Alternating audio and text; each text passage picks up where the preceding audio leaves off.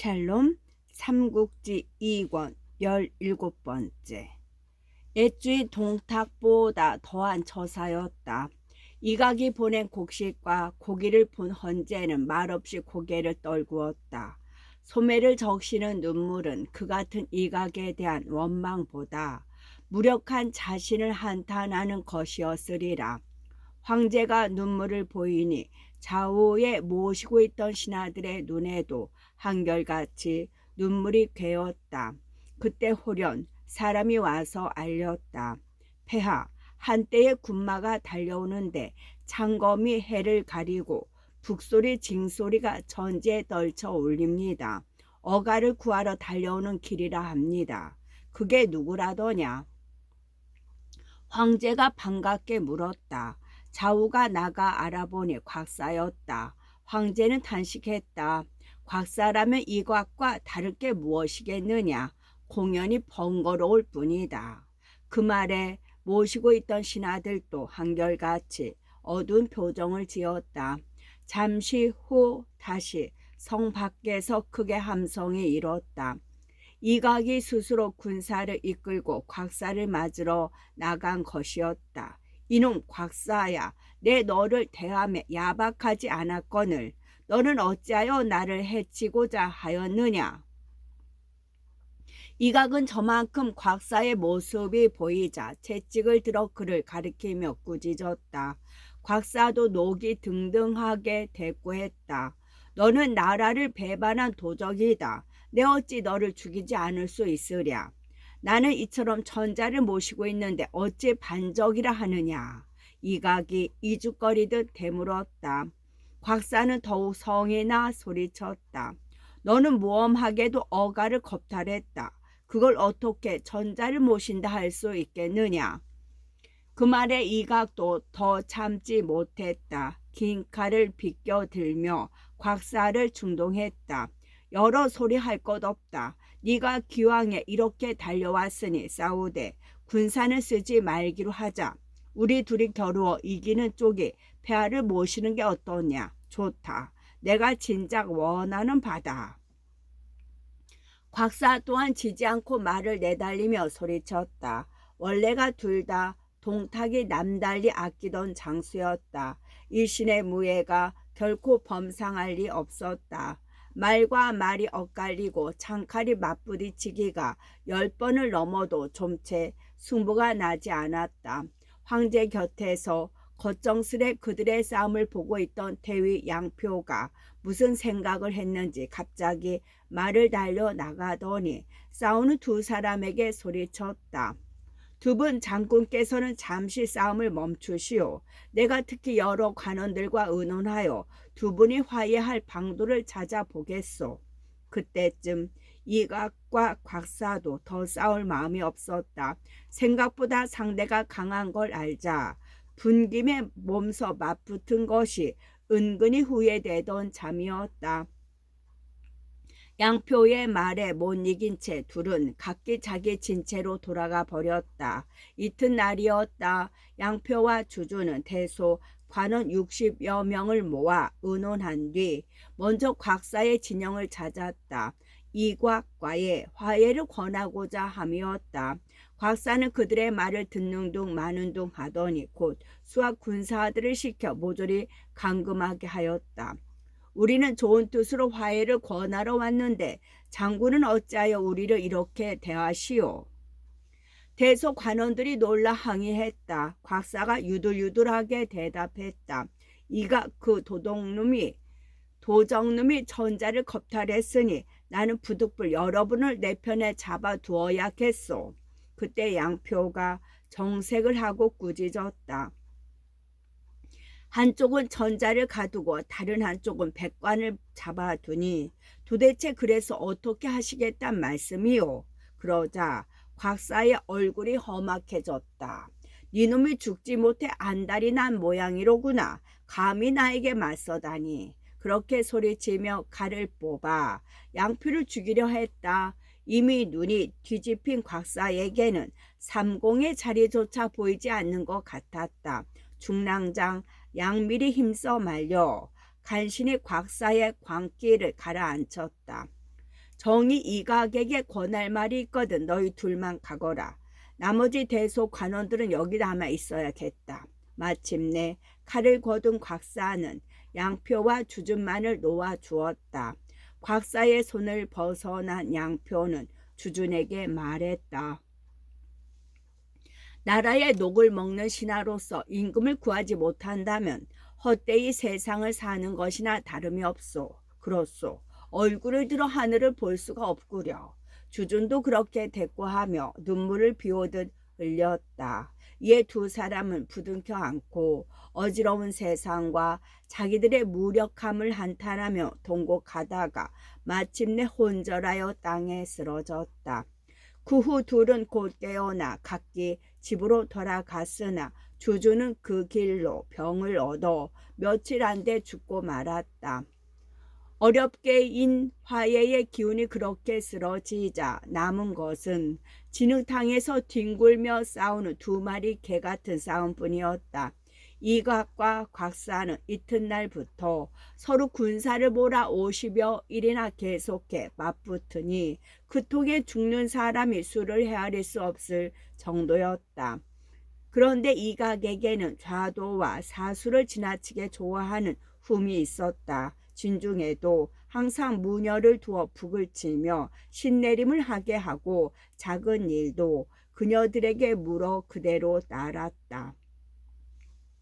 가후가 여러 번 그 일을 말렸으나 이각은 종래 듣지 않아 둘의 사이만 서먹해지고 말았다. 그 낌새를 알아차린 시중 양기가 가만히 현재에게 말했다. 신이 보기에 가후가 비록 이각의 신복이기는 하나 제 임금을 온전히 잊지는 않은 것 같았습니다. 폐하께서는 그를 불러 이 어려움을 넘길 계책을 물어보시는 게 좋겠습니다.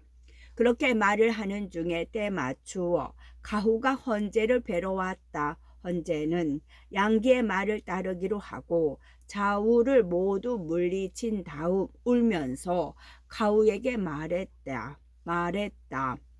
경에게 내 한 가지 물어볼 게 있어. 무슨 말씀이십니까? 다른 일로 왔다가 뜻하지 않게 황제의 눈물을 보게 된 가후가 섬뜩하여 되물었다. 경은 한시를 불쌍히 여겨 짐의 목숨을 구해줄 수 있겠소. 그 말에 가후는 황급히 방바닥에 엎드리며 대답했다. 실로 신이 마음으로 바라는 바이옵니다. 폐하께서는 더 말씀하지 마십시오. 신이 스스로 좋은 꾀를 내어 보겠습니다. 주위를 경계하느라 목소리는 나지막했으나 두 눈에는 충성 어린 결의가 내비쳤다. 이에 황제는 눈물을 거두고 가후에게 고마워하는 뜻을 표했다. 가후가 나간 지 오래잖아. 이번에는 이각이 헌제가 있는 곳으로 왔다. 이각이 칼을 찬 채 들어오는 것을 보고 헌제의 얼굴은 흑빛이 되었다. 곽사란 놈이 불축해서 공병을 가두고 그도 모자라 폐하까지 빼앗아 가려 했습니다. 신이 아니었더라면 폐하께서는 놈에게 끌려가셨을 것입니다. 이각이 현재에게 불쑥 말했다. 조카 이섬을 시켜 가둬놓은 뒤 코빼기도 내비치지 않다가 기껏 나타나 하는 말이었다. 아직 스스로를 신이라고 칭하고 말뜻도 천자를 가두게 된 경위를 설명하는 셈이었으나 그 태도는 이미 신하의 태도가 아니었다. 그러나 무력한 황제는 어쩔 수 없었다. 신하 흉내라도 내주는 걸 다행으로 여기며 이각에게 손을 모아 감사했다. 고맙소. 경의 공을 잊지 않으리다. 그 말에 이각도 좀 머쓱한지 그대로 방을 나가 버렸다. 역시 황제도 눈에 들어오지 않는 듯한 물러남이었다. 황제가 더욱 분하고 원통한 마음을 억누르고 있는데 황보력이란 신하가 들어왔다. 말을 잘하는 데다 이각과 같은 고향 사람이었다. 그걸 알고 있는 황제는 황보력을 보자 그를 시켜 이각과 곽사의 화해를 주선해야겠다는 생각이 들었다. 양표의 현책을 받아들여 반강제로 이각과 곽사를 이간시키는 데 성공했으나 자칫하다간 그 두 역적이 서로 싸워 망하기 전에 나라가 먼저 결단날 판이었다. 경은 언변에 능하고 또 이각과 동양이라 하니 그들을 서로 화해케 하여 짐과 사직을 평안케 하라. 그 같은 헌재의 명을 받은 황보력은 먼저 곽사를 찾아갔다. 이각은 한 고향 사람이라 어찌 될 것도 같아 곽사의 속부터 떠보기로 한 것이었다. 조정 백관의 대부분을 가두어 두고는 있지만 곽사는 아무래도 전자를 끼고 있는 이각보다는 불안한 입장이었다. 비록 이각의 강압에 못 이긴 것일망정 천자가 조칙을 내려 자기를 역적으로 몰아버리면 명분을 좋아하는 제후들은 모두 이각을 편들지 모르는 일이었다. 황제의 조칙을 앞세운 황보력의 권고를 받자 못 이기는 채 말했다. 만약 이각이 폐하를 내놓으면 나도 공경들을 모두 돌려보내겠소. 황보력은 됐다 싶었다. 곧 말을 달려 이각의 영체로 달려갔다. 그런데 일은 거꾸로 되어 쉽게 달랠 수 있다고 믿은 이각이 오히려 뻣뻣하게 나왔다. 이각도 바보가 아닌 이상 천자를 손에 넣고 있는 자신이 훨씬 유리하다는 걸 알고 있었다. 폐하께서는 내가 공과 같은 서량 사람이라 하여 특히 나를 뽑아 이 곽 두 분의 화해를 권하도록 하셨소이다. 먼저 곽장군께 들렸던 바 곽장군은 그 같은 폐하의 뜻을 받들겠다고 하였소. 그런데 공의 뜻은 어떠시오? 황보력이 그렇게 말을 맺기 바쁘게 이각이 짐지 성난 기색을 지으며 대답했다. 나는 여포를 내쫓은 큰 공이 있을 뿐 아니라 그 뒤 4년이나 나라 일을 맡아 적지 아니 볼만한 일을 하였소. 거기 비해 곽사는 본시 말 타고 도적질하던 무리라는 걸 전하가 다 알거니와 이제는 감히 공경들을 잡아 가두고 나와 싸우려 들고 있으니 그런 자를 어찌 살려둘 수 있겠소. 그대가 보기에는 내 방략이나 군세가 곽사를 이기지 못할 것 같소. 한마디로 화해 따위는 않겠다는 뜻이었다. 황보력이 위엄을 갖추어 달랬다. 그렇지 않소.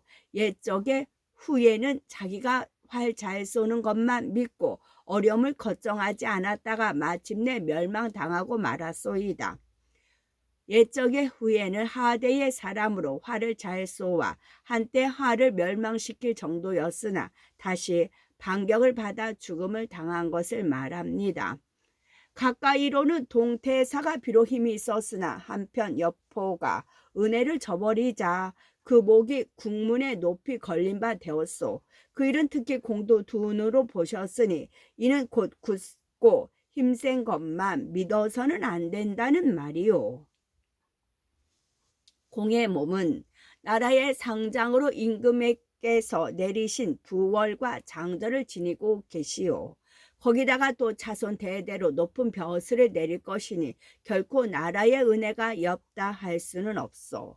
그런데도 지금 힘으로 폐하를 공의 근거지로 옮겨 모시고 있으니 공경들을 자기 영체에다 가두고 있는 곽사에 다를 게 무엇이겠소. 그러자 아픈 데를 찔린 이각은 크게 노했다. 대뜸 칼을 뽑아들고 황보력을 노려보며 소리쳤다. 이제 보니 천자가 니놈을 보내 나를 욕보이려 하는구나. 먼저 니놈의 머리부터 베고 천자에게 따져야겠다. 기세로 보아서는 금세라도 칼로 후려칠 것만 같았다. 기도위 양복이 황급히 이각을 말렸다. 아직 곽사를 없애지 못한 터에 폐하께서 보낸 사람은 함부로 죽여서는 아니 됩니다. 그렇게 되면 곽사가 군사를 일으키는데 대의 명분을 세워주게 되어 제후들이 모두 그를 돕게 될 것입니다. 그렇습니다. 임금의 사신을 죽여서는 반드시 큰일을 그르치게 됩니다. 가후도 곁에서 힘을 다하여 양봉을 거들었다. 이각은 가후까지 나서서 말리자 조금 노기를 죽였다. 그걸 본 가후는 황보력을 떠밀듯 방 밖으로 내보냈다. 그러나 황보력은 떠밀려 나가면서도 크게 소리쳤다.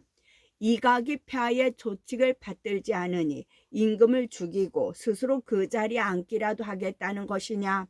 곁에 있던 시중 호막이 그 소리에 놀라 급히 황보력의 입을 막으며 말했다.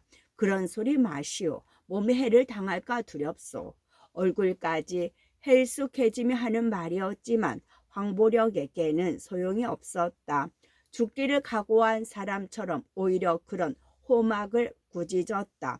호막 이놈, 너 또한 조정의 신하이거늘 어찌하여 역적에게 붙으려 드느냐. 옛말에 이르기를 임금이 욕되면 신하는 죽는 법이라 했다. 설령 이각의 손에 죽는다 한들 그게 바로 신하된 내 도리가 아니겠느냐. 그리고 계속하여 이각을 꾸짖었다. 그 일은 이각의 영체 안에 함께 있는 헌제의 귀에도 곧 들어갔다. 헌제는 그러다가 성난 이각에게 황보력이 죽음을 당할까 봐 걱정이 되었다. 사람을 불러 황보력을 불러들인 뒤 그날로 고향인 서량으로 돌아가게 했다. 하지만 황보력은 그냥 떠나가지 않았다. 원래 이각의 군사는 태반이 서량 사람이고 나머지는 강인이었는데 황보력은 같은 고향인 서량 사람들에게 공공연히 말했다. 이각은 모반을 꾀하고 있으니 그를 따르는 자는 모두 역적의 패거리를 할 수 있다. 뒷날의 화가 결코 얕지 아니할 것이다. 그 말이 버지자 서량 출신의 군사들은 걱정이 되지 않을 수 없었다. 자연 군심의 동요가 일고 심하게는 밤중에 몰래 달아나는 군사까지 있었다. 그 같은 군심의 동요는 곧 이각의 귀에도 들어갔다. 가후와 양봉이 말려 간신히 억눌렸던 이각의 노기가 한꺼번에 터졌다. 너는 급히 군사를 이끌고 황보력을 뒤쫓아 그 목을 베어 오너라. 이각은 당장 호분 중랑장 왕창을 불러 그렇게 영을 내렸다. 그러나 왕창은 본시부터 이각의 사람이 아니었다. 명을 받기는 하였으나 황보력 같은 충의 지사를 따라가 죽이고 싶지 않았다. 이에 왕창은 겨우 뒤쫓는 신용만 하다가 뒤돌아와 이각에게 알렸다. 명을 받들어 황보력을 쫓았으나 이미 떠난 지 오래돼 어디로 갔는지 알 길이 없었습니다. 하지만 황보력보다 더 무서운 함정을 파고 있는 것은 이각이 아직도 자기의 사람이라 믿고 있는 모사 가후였다. 가후는 이각의 힘을 줄일 양으로 가만히 강인들에게 일렀다. 폐하께서는 너희들이 충성스럽고 의로운 마음을 알고 계시다. 너희들이 오래 싸움터를 떠돌며 노고를 마다하지 않았으나 아무런 보답을 받지 못한 걸 딱하게 여기시어 이번에 밀조를 내리셨다. 모두 고향으로 돌아가 기다려라.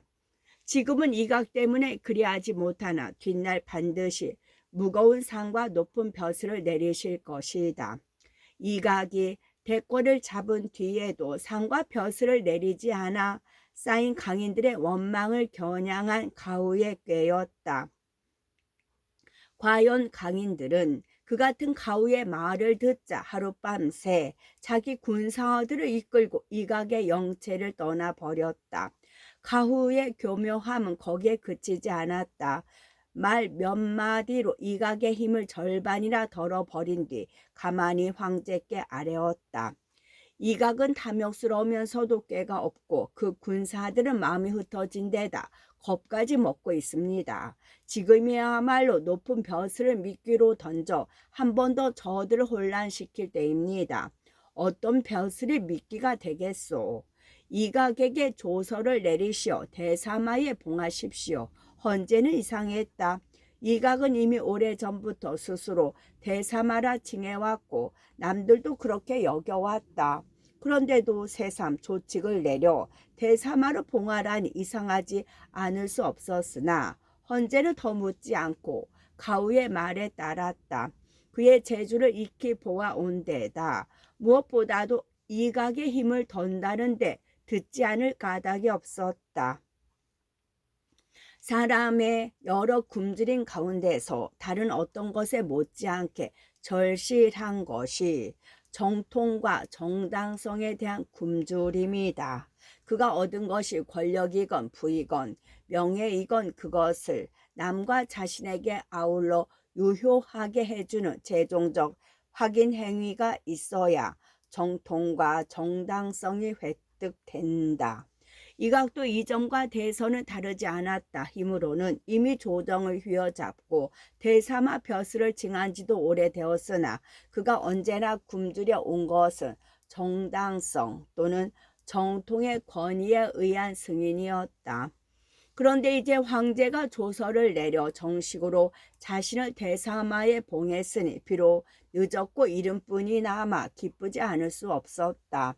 자신의 벼슬이 정통의 권위인 황제에 의해 승인됨으로써 자신의 행위가 정당성의 근거를 얻었을 뿐만 아니라 아직도 자칭에 지나지 않는 곽사의 대장군보다 우월한 입장에 놓이게 된 까닭이었다. 하지만 그 기쁨을 표현하는데 이각은 다시 큰 실수를 저지르고 말았다. 이는 모두 여무들이 귀신에게 지성을 드리고 복을 빌어준 탓이다.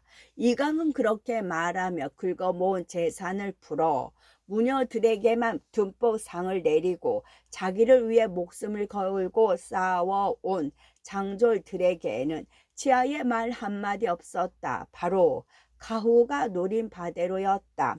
과연 이각의 그 같은 저사에 대한 장졸들의 불만은 컸다. 그 중에서도 특히 참지 못한 것은 기도 위로 힘을 다해 이각을 떡받들어 온 양봉이었다. 평소부터 가깝게 지내던 장수 송과를 가만히 불러 울분을 토했다. 우리가 생사를 넘나들며 시석을 마다하지 않고 저를 위해 싸웠으나 공은 오히려 무당년들보다도 못하다니 이게 무슨 꼴인가. 아무래도 안 되겠네. 이각만 믿고 이대로 있다가는 아무것도 얻은 것 없이 역적이란 더러운 이름만 남기게 되겠네.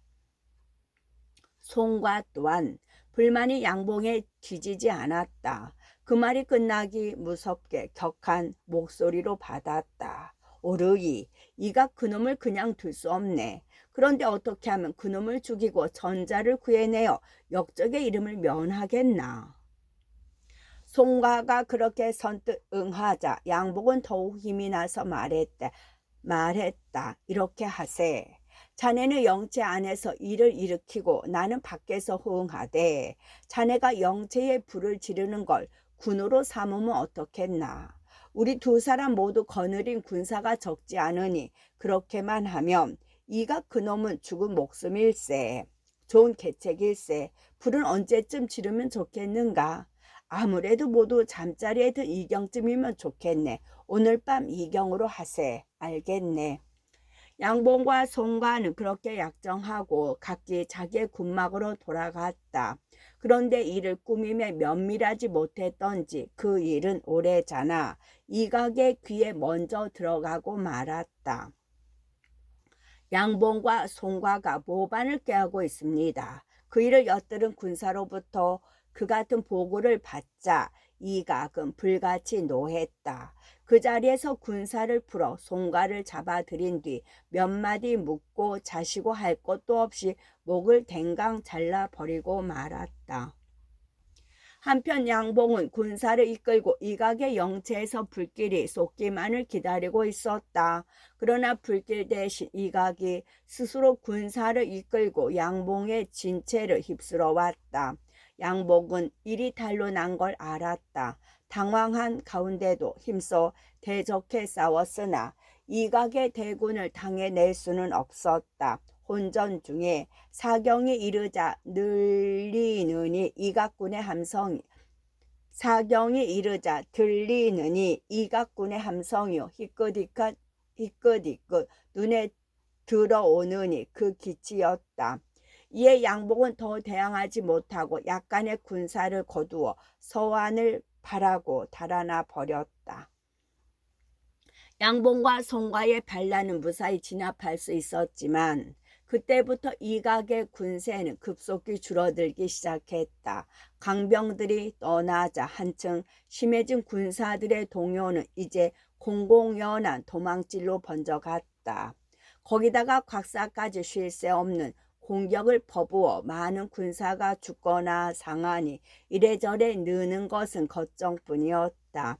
그런데 엎친 데 덮친 격으로 또 한 가지 놀라운 소식이 날아들었다. 장제가 섬서에서 대군을 끌고 이곳에 이르렀다 합니다. 두 분 장군을 화해시키러 왔다는데 만일 따르지 않는 쪽이 있다면 그쪽부터 먼저 치겠다고 큰 소리를 치고 있습니다. 이각은 놀랐다. 원래 장제는 번조와 함께 장안에서 여포를 쫓아내는 데 공을 세웠으나 번조가 한수와 내통한 혐의로 제거된 뒤 근거지인 섬서로 돌아가 있었다. 그때는 자기들에 비해 보잘것없는 세력이라 이각과 곽사는 오히려 짐을 더는 기분으로 돌아가는 걸 허락했는데 이제 사정은 크게 달라지고 말았다.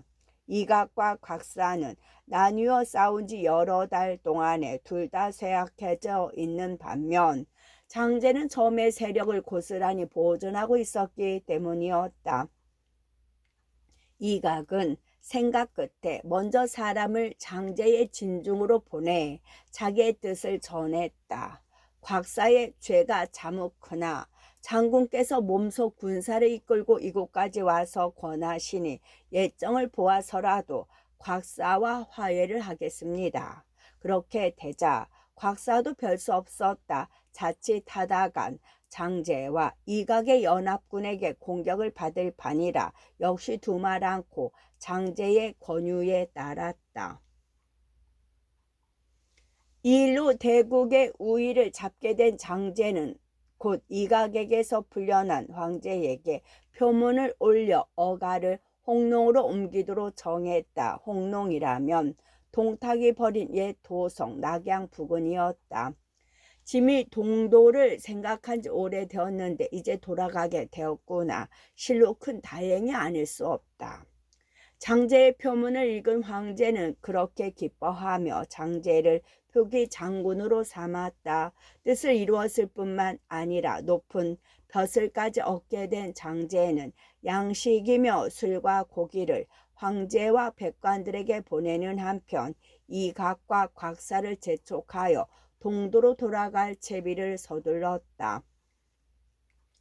곽사는 그에 따라 가두어 두었던 공병들을 모두 풀어주고 이각도 헌제를 타고 동쪽으로 떠나 어가를 수습해 하는 한편 옛 어림군 수백을 보내 창을 들고 호위케 했다.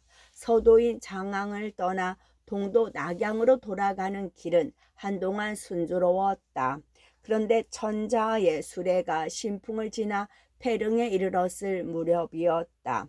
마침 가을이라 맑은 바람이 부는데 갑자기 함성이 크게 일더니 수백의 군병이 다리 위에 나타나 길을 막았다. 오는 자가 누구냐? 멈추어라. 성가가 이곳을 지나는데 누가 감히 가로막으려 드느냐? 시중 양기가 말을 달려 나가 꾸짖듯 소리쳤다. 군사들 가운데에서 두 장수가 나서서 대답했다. 우리들은 곽장군의 명을 받들어 이 다리를 지키며 간세 첩자들이 드나드는 걸 지키고 있소이다. 비아가 비록 성가를 모셨다고 말하나 내 두 눈으로 폐하를 배운 뒤라야 믿고 길을 내줄 수 있을 것이요. 그 말에 양기는 어가에 드리워진 구슬발을 높이 젖혀 올렸다. 헌제는 몸소 얼굴을 드러내어 두 장수에게 일렀다. 짐이 여기 이르겠거늘 경들은 어찌 물러나지 않는가. 헌제가 그렇게 말하자 비로소 다리를 막고 있던 군병들은 길 양편으로 갈라서며 만세를 불렀다. 그 사이에 어가는 천천히 다리를 건너갔다. 어가가 지나간 뒤 곽사의 두 장수는 즉시 그 소식을 곽사에게 전했다. 곽사는 노했다. 내가 비록 장제의 청을 받아들였으나 이는 그의 군세가 너무 커서 잠시 예봉을 피하기 위함이었다. 때를 보아 천자를 다시 미호에다 잡아둘 작정이었는데 어째여 네 놈들이 멋대로 보내주었느냐. 그렇게 꾸짖은 뒤 장수를 즉시 못 빼게 했다. 곽사가 그토록 노한 데에는 까닭이 있었다. 당장은 장제의 권유를 받아들이는 채 자신이 가두고 있던 공경들을 풀어놓았으나 이각 또한 천자를 내놓으리라는 데에 곽사는 한가닥 기대를 걸고 있었다. 그렇게 되면 천자와 공경들 모두 장제의 세력 아래 들어가게 되겠지만 어쩌면 군사는 많아도 장제의 손에 있는 것을 뺏기가 이각의 손에 있는 걸 뺏기보다 쉬울 것 같았다. 장제가 워낙 둔에 빠진 무골이라 기다리다 보면 때가 오리라 믿은 까닭이었다. 그런데 먼저 곽사의 예상에 빗나간 것은 장제의 처신이었다. 장제가 급작스레 장안으로 군사를 몰아온 것은 자기 편길의 내분으로 모두 함께 망하게 되는 게 두려워서였다. 따라서 이각과 곽사가 화해하고 또 헌제로부터 진심 어린 감사를 받자 자기의 목적은 달성된 것으로 믿고 천자를 동도로 돌려보냈다. 이각이나 곽사처럼 천하에 대한 야심이 없는 장제로서는 특별히 천자를 자기 곁에 잡아두어야 할 이유가 없었다.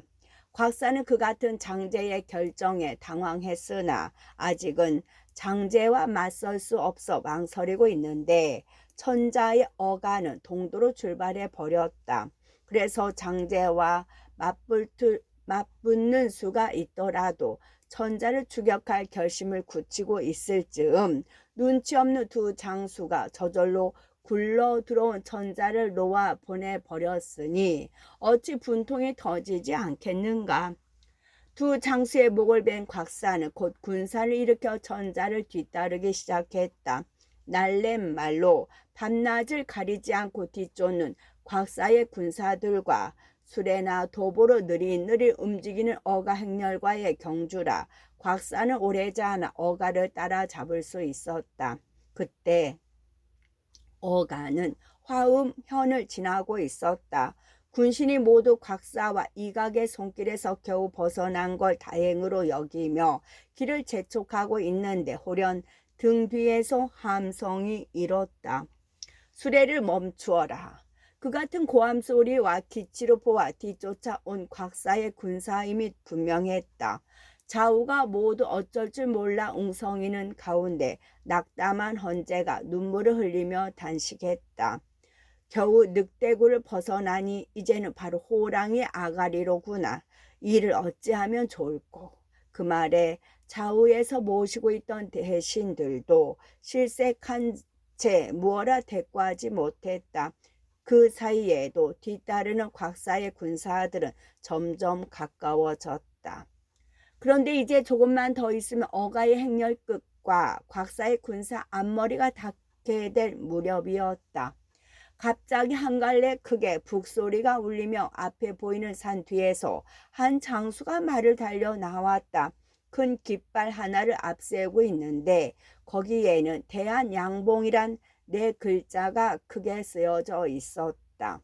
얼마 전 이각을 없애려고 하다 오히려 쫓겨 서안으로 달아났던 기도의 양봉 그 사람이었다. 그때 서안으로 갔던 양봉은 이끌고 간 군사를 종남산에 머물게 하면서 대세를 관망하고 있었다. 그러다가 어제 어가가 부근을 지나다는 말을 듣고 수하의 천여 명과 함께 특히 어가를 보호하러 달려온 길이었다. 곽사도 뜻밖의 군사들이 나타나 길을 막자 진세를 벌려 싸울 준비를 갖추었다. 너무 갑작스러워 당황하기는 했지만 우두머리가 전일 이각 아래에 있던 양봉이요. 군사도 그리 많지 않은 걸 알자 곧 마음이 놓였다. 주인을 배반한 도적 양봉은 어디 있느냐? 어서 나오지 못할까? 이윽고 곽사의 진문에서 달려나온 재용이 양봉의 군사들을 향해 욕설을 퍼부으며 싸움을 돋구었다. 욕을 먹은 양봉도 노기가 치솟았다. 불길이 있는 눈길로 좌우를 둘러보며 좌우를 돌아보며 소리쳤다. 공명은 어디 있느냐? 그 말에 한 장수가 한 손에 큰 도끼를 들고 화류마를 나는 듯 몰고 달려나갔다. 화류마는 주나나 무왕이 거느렸다는 8마리 준마 중의 하나로서 썩 좋은 말을 말합니다. 그리고 똑바로 채용과 어울리는가 싶더니 단 일합에 채용의 목을 찍어 말 아래로 떨어뜨렸다. 실로 무서운 장수였다. 채용이 손발 한번 제대로 놀려보지 못한 채 죽는 걸 보자 군사들은 물론 다른 장수와 곽사까지 간담이 서늘해졌다. 마땅히 채용을 대신해 달려나가 흔들리는 사기를 복두둬야 했지만 아무도 나가려 들지 않았다. 그 같은 적진의 동요를 모를 일 없는 양봉이었다. 큰 북소리와 함께 일제히 군사를 몰아 엄살하니 곽사의 군은 대패하여 달아났다. 양복은 그런 곽사를 20여리나 쫓아버린 뒤에 군사를 수습하여 전자를 배웠다. 꼼짝없이 곽사에게 끌려가 또다시 꼭두각시 노릇을 해야 할 줄 알았던 황제의 기쁨은 컸다. 경이 나서지 않았더라면 실로 어떤 일이 났을지 모르겠소. 이 몸을 구해준 것이나 다름없으니 그 공이 결코 작다하지 못할 것이요. 황제는 그렇게 양봉을 위로한 뒤에 다시 물었다. 조금 전에 적장을 벤 장수는 누구요? 그러자 황공하여 머리를 조아리고 있던 양봉이 그 장수를 찾아와 황제의 수레 앞에 엎드리게 했다. 이 사람은 하동 양군 출신으로 이름은 서왕이요 자는 공명이라 합니다. 양봉의 그 같은 소개에 한동안 서황을 극히 보던 헌제가 위로했다. 그대의 도끼 솜씨가 절묘했다. 그 노구를 짐은 잊지 않으리라. 그런 다음 천자의 일행은 양봉의 호의를 받으며 화음현에 잠시 어가를 머물렀다. 이때 장군 단회는 의복과 음식을 헌상하니 상하가 모두 주림을 면했다. 그날 밤 황제는 양봉의 군영 안에서 잠자리에 들었다. 한 싸움에 져 쫓겨갔던 곽사는 다음날 다시 군사를 수습해 양봉의 진 앞으로 쳐들어왔다. 전날 비록 지기는 했으나 양봉의 군사가 적은 걸 보고 머릿수로 진붕갤 심산이었다. 서왕이 또한 전날처럼 앞서 달려나갔으나 곽사의 대군이 8갈래로 한꺼번에 덤벼드니 혼자서는 어찌해 볼 도리가 없었다. 곧 양봉과 전자는 성낭 물결 같은 적군들 가운데 남겨진 작은 섬이 되어버렸다. 위급하기 짝이 없는 상황이었다. 그러나 아직도 하늘이 저버리지 않았던지 홀연 동남쪽에서 크게 함성이 일며 한 장수가 군사를 이끌고 지쳐왔다. 방심하고 있던 곽사는 다시 낭패했다. 흩어지려는 군사들을 독려하기에 힘을 다했으나 원군이 온 걸 알고 힘을 얻은 서황이 더욱 맹렬하게 공격해 오니 다시 곽사의 군사는 대패하고 말았다. 달려온 사람은 제실에 외척되는 동승이란 사람이었다. 또 한 차례 고비를 넘긴 황제는 인척인 그를 보자 눈물부터 솟았다. 그를 잡고 간신히 이어지는 음성으로 지난 일을 들려주었다. 동승이 그런 황제를 위로했다. 폐하께서는 이제 심려를 거두시옵소서. 신은 양장군과 힘을 합쳐 기필고 이 곽두 역적을 목베고 전하를 바로 잡겠습니다. 그 말에 힘을 얻은 헌제는 곧 좌우에 영을 내려 급히 동도에 이르기를 재촉했다. 동승과 양봉도 먼저 동도에 이르는 일이 급하다 여겨 그대로 시행하도록 했다. 이에 어가는 그날부터 밤에도 수레를 멈추지 않고 홍농을 향해 길을 재촉했다. 끝.